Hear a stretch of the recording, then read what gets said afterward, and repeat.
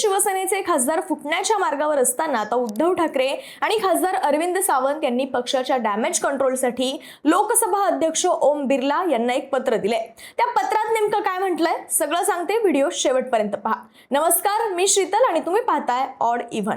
मी शिवसेना उद्धव बाळासाहेब ठाकरे पक्षाचा नेता तसंच लोकसभेतील शिवसेना उद्धव बाळासाहेब ठाकरे संसदीय पक्षाचा नेता या नात्याने आपणास हे पत्र लिहित आहे। सर्वप्रथम आमचा पक्षच खरी शिवसेना असल्याचा दावा सध्या माननीय सर्वोच्च न्यायालयात प्रलंबित आहे। त्यामुळे हे पत्र त्या प्रकरणातील आमच्या कायदेशीर भूमिकेला कोणतीही बाधा न आणता लिहिलं जात आहे।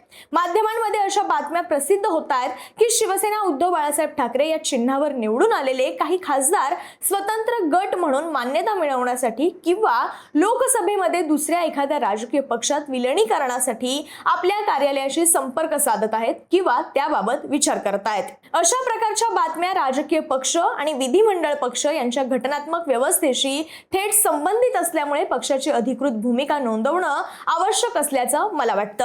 त्यामुळे अशा कोणत्याही मागणीवर विचार करू नये अशी मी आपणास आदरपूर्वक विनंती करत आहोत। अशा प्रकारच्या बातम्या राजकीय पक्ष आणि विधिमंडळ पक्ष यांच्या घटनात्मक व्यवस्थेशी थेट संबंधित असल्यामुळे पक्षाची अधिकृत भूमिका नोंदवणं आवश्यक असल्याचं मला वाटतं। त्यामुळे अशा कोणत्याही मागणीवर विचार करू नये अशी मी आपणास आदरपूर्वक विनंती करत आहे। सुरुवातीलाच मी हे स्पष्ट करू इच्छितो की शिवसेना उद्धव बाळासाहेब ठाकरे हा एकच राजकीय पक्ष आहे आणि कायद्याच्या दृष्टीने सुद्धा तो एकच पक्ष म्हणून अस्तित्वात आहे।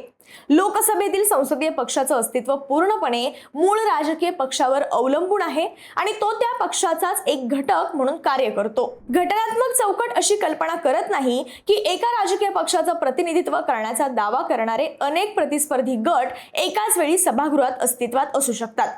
त्यामुळे संसदेमध्ये केवळ एकच अधिकृत पक्ष नेतृत्व, एकच मान्यता प्राप्त पक्ष प्रतोद म्हणजेच व्हीप आणि राजकीय पक्षाच्या अधिकृत नेतृत्वाच्या अधिपत्याखाली कार्य करणारी एकच अधिकृत पक्ष रचना असू शकते। या संदर्भातील कायदेशीर भूमिका सुभाष देसाई विरुद्ध महाराष्ट्राचे राज्यपालांचे प्रधान सचिव व इतर 2 प्रकरणात माननीय सर्वोच्च न्यायालयाच्या घटनापीठाने स्पष्टपणे मांडली आहे। या निर्णयामध्ये सध्याच्या विषयाशी थेट संबंधित असलेली अनेक घटनात्मक तत्व स्पष्ट करण्यात आली आहेत। सर्वप्रथम पूर्वी अस्तित्वात असलेली फूट या संकल्पनेला घटनात्मक मान्यता आता अस्तित्वात नाहीये।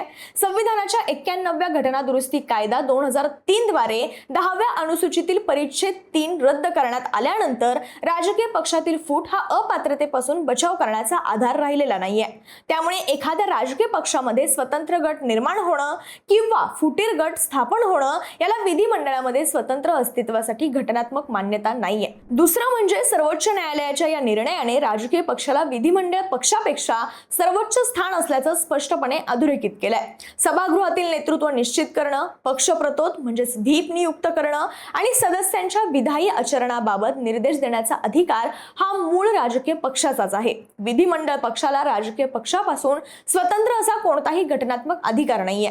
त्यामुळे काही सदस्यांनी स्वतंत्र नेतृत्व उभारणं, वेगळा व्हीप नियुक्त करणं किंवा मूळ पक्षाच्या अधिकारापासून स्वतंत्रपणे काम करणं हे सर्वोच्च न्यायालयाने मांडलेल्या घटनात्मक तत्वांशी विसंगत ठरतं। वरील सर्व तत्वांचा एकत्रित परिणाम असा होतो की माध्यमांमध्ये चर्चेत असलेली शिवसेना उद्धव बाळासाहेब ठाकरे लोकसभा संसदीय पक्षातील स्वतंत्र गटाला मान्यता देणं किंवा दुसऱ्या राजकीय पक्षात विलीन होणं ही मागणी राजकीय पक्ष आणि विधिमंडळ पक्ष या संबंधीच्या घटनात्मक चौकटीला धरून नाहीये। 91व्या घटना दुरुस्ती कायदा 2003 नंतर फूट या तरतुदीला समाप्त करण्यात आलं असून राजकीय पुनर्रचनेच्या बाबतीत अपात्रतेपासून केवळ 10व्या अनुसूचीतील परिच्छेद 4 अंतर्गत वैध विलीनीकरण म्हणजेच मर्जर हाच एकमेव अपवाद संविधानाने मान्य केलाय। परिच्छेद 4 मध्ये 2 स्वतंत्र अटी एकत्रितपणे पूर्ण होणं आवश्यक आहे। मूळ राजकीय पक्षाचं दुसऱ्या पक्षात विलीनीकरण झालेलं असणं, संबंधित विधिमंडळ पक्षाच्या किमान 2/3 सदस्यांचा त्यास पाठिंबा असणं या दोन्ही अटी एकत्र लागू होतात। त्यापैकी फक्त एक अट पूर्ण झाली तरी पुरेसं नाही। काही सार्वजनिक अहवालांमध्ये केवळ संख्यात्मक बहुमत म्हणजेच 2/3 सदस्य पुरेसे असल्याचं गृहीत धरलं जात आहे, परंतु ते संविधान आणि सर्वोच्च न्यायालयाच्या व्याख्येच्या विरोधात आहे। त्यामुळे जरी असं गृहीत धरलं की विधिमंडळ पक्षातील काही सदस्यांनी एकत्रितपणे कारवाई केली असेल तरीही शिवसेना उद्धव बाळासाहेब ठाकरे या पक्षाचं कोणत्याही इतर राजकीय पक्षात विलीनीकरण झालेलं नाही। तसंच या राजकीय पक्षाचं संविधानाने मान्यता दिलेल्या इतर कोणत्याही संस्थेत रूपांतर झालेलं नाहीये. संविधानाने जाणीवपूर्वक राजकीय पक्ष आणि विधिमंडळ पक्ष यांच्यात फरक केलाय. त्यामुळे परिच्छेद 4 लागू करण्यासाठी दोन्ही संदर्भातील अटी पूर्ण होणं हे आवश्यक आहे. असं विलिनीकरण नसताना एखाद्या गटाने स्वतःला स्वतंत्र राजकीय संघटना म्हणून सादर करणं, पक्षाच्या अधिकृत नेतृत्वाचा अधिकार नाकारणं किंवा राजकीय पक्षापासून स्वतंत्रपणे कार्य करणं यामुळे 10व्या अनुसूचीतील परिच्छेद 2 अंतर्गत परिणाम उद्भवू शकतात. अशा वर्तनाला परिच्छेद 2(1) अ अंतर्गत राजकीय पक्षाचं सदस्यत्व स्वेच्छेने सोडल्यासारखं मानलं जाऊ शकतं.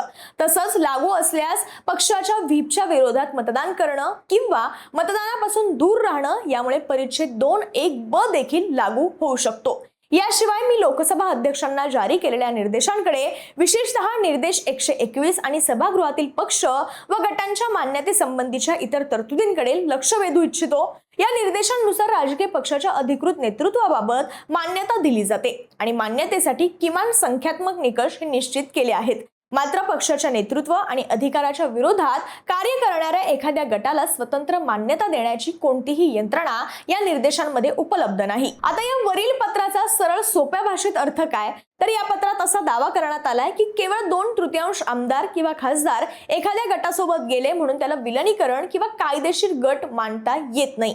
त्यासाठी मूळ राजकीय पक्षाचे अधिकृत विलिनीकरण सुद्धा आवश्यक आहे. अन्यथा अशा सदस्यांवर पक्षांतर बंदी कायद्यानुसार कारवाई होऊ शकते. ज्या राजकीय पक्षाकडून हे सदस्य आपला जनादेश मिळाल्याचा दावा करतात, त्यामुळे संसदीय कार्यपद्धती नियंत्रित करणाऱ्या निर्देशांमध्ये सुद्धा अशा मागणीला कोणताही आधार मिळत नाही. या संपूर्ण कायदेशीर बाबी पाहता तुम्हाला काय वाटतं? ठाकरेंच्या डॅमेज कंट्रोलला यश मिळेल का? कमेंट बॉक्समध्ये व्यक्त व्हा आणि ऑड इव्हनला सबस्क्राईब करायला विसरू नका.